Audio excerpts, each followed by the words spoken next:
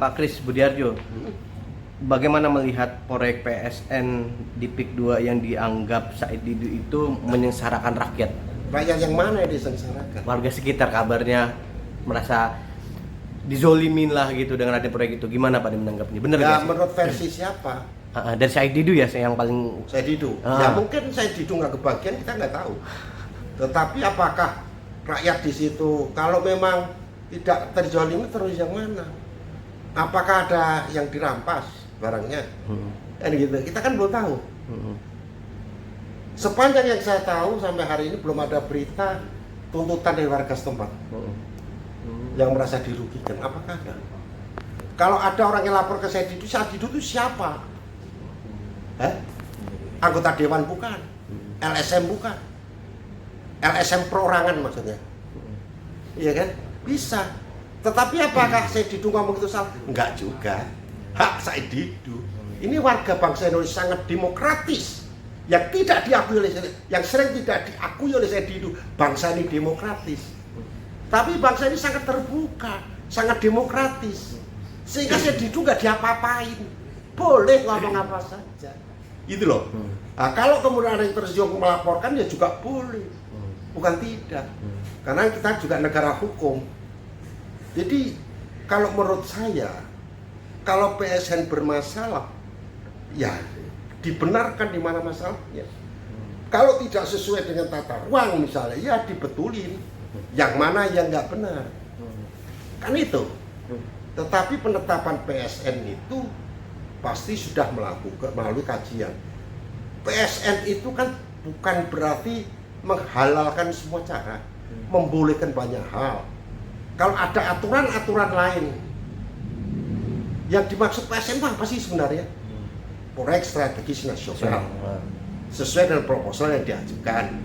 Yang tidak sesuai dengan aturan-aturan ya tentu tidak usah dilakukan, kan begitu. Jadi proyek strategis nasional itu sebuah proyek yang dianggap strategis secara nasional sehingga perlu dibantu, dan dunia usaha itu memang harus dibantu karena bagaimanapun tanpa usaha di dunia manapun, negara manapun tidak ada kesejahteraan, tidak ada kesejahteraan. Jadi di samping ada pemerintahan harus ada dunia usaha yang maju. Itu suatu bangsa di seluruh dunia sama.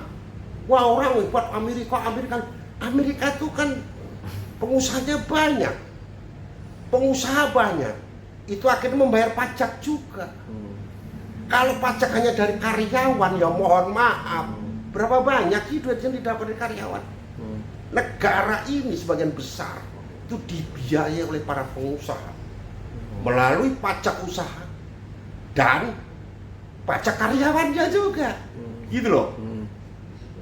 Tanpa dunia usaha kan nggak ada karyawan, tanpa pengusaha nggak ada karyawan. Jadi saya selalu menilai bahwa pengusaha di Indonesia seringkali dimusuhin. Aneh, ya aneh. Di satu sisi pajak dibutuhkan dari dunia usaha, di satu sisi dimusuhin, kan aneh. Jadi saya belum tahu persis apa masalahnya sebenarnya dengan kasus di PIK itu.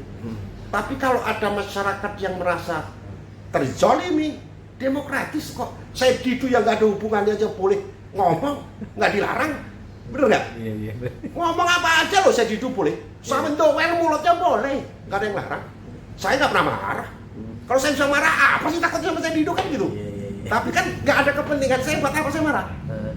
Jadi kalau kita hanya kritik, itu boleh, bagus.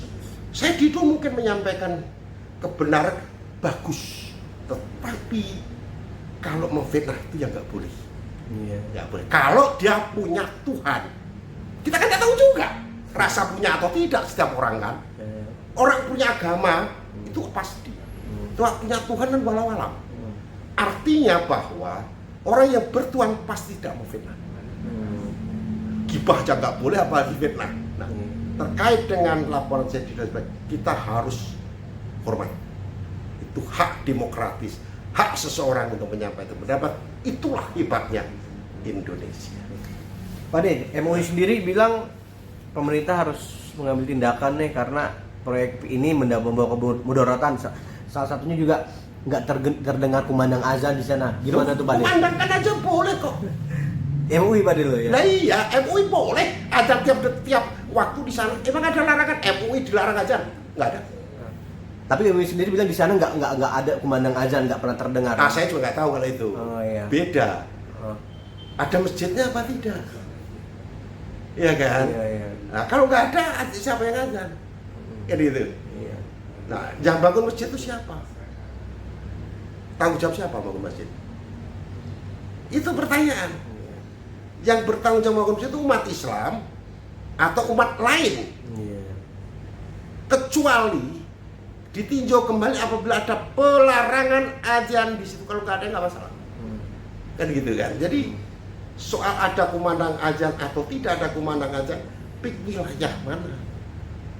Kan begitu masalahnya. Jadi janganlah kita membuat karena tidak ada bukan berarti karena dilarang, enggak juga. Ya difasilitasi dong. Oh, iya. Apa sih susahnya MUI bikin masjid di sana? Enggak ada. Aku yakin tidak ada larangan membangun masjid di PIK. Iya. Enggak ada. Enggak ada. Nah, kemudian apakah tidak azan? Saya juga nggak tahu juga karena saya belum pernah ke sana. Tidak ada kumandang, tidak ada yang pakai azan pakai toa atau azan tanpa toa. Kita juga nggak tahu juga. Artinya itu tidak bisa dijadikan sebagai tolak ukur untuk sebuah kajian. Pak De terakhir. Ada juga beberapa yang bilang ini ingin membangun negara dalam negara. Maksudnya negara dalam negara itu apa? Ada etnis tertentu lah Pak De. Sekarang begini, ada kampung Arab. Kenapa nggak dibubarkan dan dibom aja kampung Arab? Ada nggak kampung Arab di kita? Ada. Kenapa nggak dibom? Iya. Atau diusir? Iya. Kenapa ada kampung Jawa? Dulu. Iya. Terus sekarang dianggap negara dalam negara, yang dimaksud apa? Negara itu apa sih? Negara itu sistem. Di situ ada pemerintahannya. Di situ ada aparaturnya. Yang terpisah dari daerah lain itu negara. Iya. Tapi kalau negara republik dianggap negara apa? Kan begitu. Misalnya PIK dibangun khusus untuk Nasrani dan Cina misalnya, aturan Cina. Nggak ada aturan seperti itu. Saya didu beli 10 rumah di sana boleh nggak? Boleh nggak? Boleh. Nah, itu boleh, beli aja. Bangun masjid kalau perlu kan gitu.